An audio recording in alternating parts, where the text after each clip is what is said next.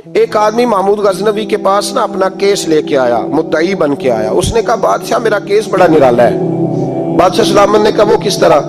کہنے لگا یہ میرے پاس ایک تھیلی ہے، میں نہ سفر پہ جانے لگا تو یہ تھیلی پوری ہیروں کی بھری ہوئی تھی۔ فلاں علاقے کے جو قاضی صاحب ہے نا، میں جاتی دفعہ میں کہیں سفر پہ جا رہا تھا تو میں ان کے پاس چھوڑ گیا کہ رستہ لمبا ہے، کہیں کو مجھ سے چھین نہ لے، ہیروں کی بھری ہوئی تھی۔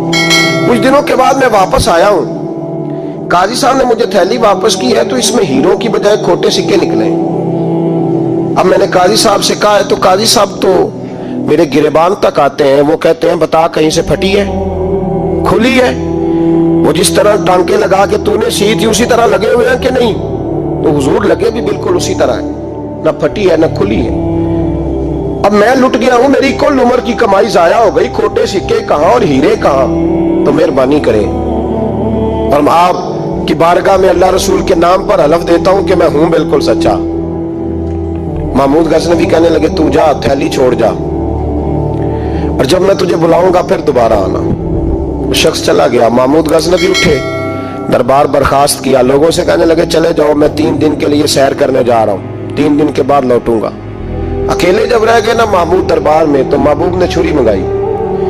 وہ جس تخت پہ بیٹھتے تھے وہاں گدا بچھا ہوا تھا، یہ گدا پڑا نا، وہ گدا بچھا ہوا تھا۔ محمود نے چھری کے ساتھ اس کو پھاڑ ڈالا اور چھری جیب میں رکھی نکل گئے۔ کہنے لگے میرے بعد کوئی میرے دربار والے احاطے میں داخل نہ ہو۔ محمود چلے گئے۔ اب وہ صفائی کرنے والا جب آیا نا، اس نے آ کے دیکھا تو گدا تو پھٹا ہوا ہے۔ اس نے شور ڈال دیا، پہرے دار بھی آ گئے، فلاں صاحب بھی آ گئے، فلاں صاحب۔ اس نے کہا وہ خدا کے بندو، اس کا گدا پھٹ گیا ہے، وہ تو مار ڈالے گا۔ اس نے کہا تھا سوائے صفائی اور نگرانی والے کے دوسرا آئے کوئی نہ، اور یہاں آیا بھی کوئی نہیں، پہلے دن ہی پھٹا ہوا تو لٹکا دے گا سب کو، کیا کریں؟ شور ہو گیا، سارے دربار کے ملازمین اکٹھے ہو گئے۔ ایک بندہ بولا، کہنے لگا فکر نہ کرو، میں کیسے بندے کو جانتا ہوں، اس طرح سیے گا کہ جس نے پھاڑا ہوگا اسے بھی پتہ نہیں چلے گا کہاں سے پھٹا تھا، ایسا بہترین رفو کرے گا کہ پتہ بھی۔ اس نے کہا یار ہم سارے 1 مہینے کی تنخواہ دیتے ہیں، تو بندہ بلا۔ وہ بلا لیا اس کو، اس کا نام محمد رفو گر تھا۔ وہ آیا، اس کو گدا دکھایا، اس کا یار اس طرح سینہ پتہ نہ چلے۔ اس نے کہا فکر ہی نہ کرو، میں بڑا کاریگر ہوں، بڑے بڑے کاریگر لوگ نہیں ہمارے ملک میں پائے جاتے، کوئی نشان چھوڑتے ہیں پیچھے بڑے۔ احمد رفو گر کہنے لگا اس طرح سیوں گا کہ پھاڑنے والے کو بھی پتہ نہیں ہوگا، پیسے لے یار تو سی دے۔ اس نے سی دی، اگلے شام ہی لا کے بچھا دیا گدا۔ تیسرے دن بادشاہ سلامت آئے، آ کے پہلی نظر گدے پہ ڈالی۔ اس نے بلایا سب ملازمین کو، کہا کس نے سیا ہے؟ کہا جناب کیا ہوا؟ کہا یہ پھٹا ہوا تھا۔ کس نے؟ کہا نہیں پھٹا ہی نہیں۔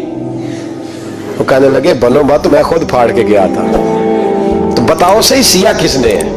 کہا جناب آپ پھاڑ کے گئے تھے تو بتایا کیوں نہیں؟ فرمانے لگے اسی لیے تو بتایا نہیں تھا کہ تم خود تحقیق کر لو، بلاؤ بتاؤ سیا کس نے۔ تو بلا لیا، احمد رفو گر آ گیا۔ اس کو جب بلا کے سامنے بادشاہ کھڑا کیا، کہا بھئی تو نے سیا ہے؟ کہنے لگا حضور آپ کے سارے ملازم کٹھے ہو کے آئے تھے، میری غلطی کوئی نہیں۔ کہا نہیں یار تو بڑا کاریگر ہے، میں نے اپنے ہاتھ سے پھاڑا تھا پر مجھے بھی نہیں پتا چل رہا کہاں سے پھٹا تھا۔ اچھا یہ بتا یہ تھیلی جو ہے یہ بھی تو نے سی تھی؟ اس نے کہا جی آپ کے خادم کا ہی کارنامہ ہے، وہ فلانے علاقے کے قاضی صاحب آئے تھے، اس میں سے ہیرے نکال کے تو کھوٹے سکے بھرے تھے، تو مجھے بھی تھوڑا سا حصہ ملا تھا۔ محمود نے سارے گواہ بھی اکٹھے کر لیے، ثبوت بھی اکٹھے کر لیے۔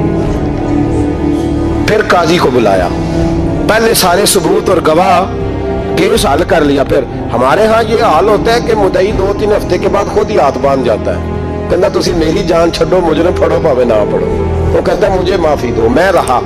ظلم ہے نا، ظلم زیادتی ہے کہ جو بیچارہ اتنے سوال مجرم سے نہیں ہوتے جتنے مدعی سے ہوتے، آپ یقین کریں اتنے سوالات ہوتے۔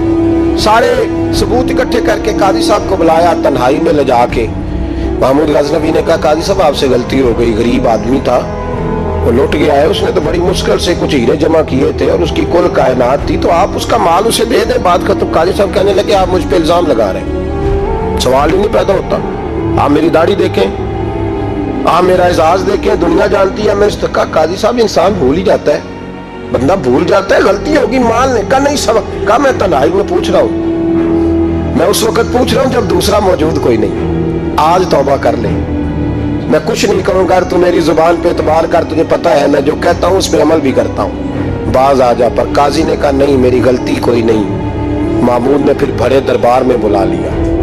मजमा आम में मोहलत के दिनों में जो तौबा कर ले वो बच जाते हैं, लेकिन लोग रुस्वानियों के दिनों में फिर वापस लौटते हैं अगला घर देख के, फिर हालात और तरह के हो चुके होते हैं। जब भरे दरबार में काजी को बुलाया, भाई तू मानता है कि नहीं? उसने कहा नहीं। तो कहा बुलाओ अहमद रफूगर को। जब अहमद रफूगर आया तो बूढ़े काजी की टांगे कांपने लगी, जुमले टूटने लगे, लफ्ज जमीन पर गिरने लगे, बात सही नहीं होती, जुबान लड़खड़ाने लगी। महमूद कहने लगे, काजी मैंने तुझे कहा था वहां मान जा बात, अब भरे दरबार में बोल। तो जब काजी साहब की गर्दन खुद ब खुद झुक गई तो दुनिया समझ गई। कल निकल जा मेरे दरबार से। महमूद बोले निकल जा, इतनी तुझे इज्जत दी, इतनी बड़ी तनख्वाह दी, काजी बनाया, और ये छोटी सी रकम के लिए, थोड़ी सी रकम के लिए तू बददियानत हो गया, चल चला जा, निकल। काजी दरबार से निकला तो लोग लानतें बरसाने लगे। कल जो दुकानें छोड़ के सलूट करने आते थे वो कहने लगे इसकी उम्र देखो, इसके काम देखो, देखो इसने क्या किया। घर गया, बच्चे जिनके लिए पाप कमाया था, जिन्ना ली तू पाप कमाए हुन किथे नहीं हो तेरे घर दे। वो बच्चे कहने लगे अब्बा जी हम तो स्कूल मदरसा जाने के काबिल नहीं रहे, उम्मीद थी कि बीवी साथ देगी।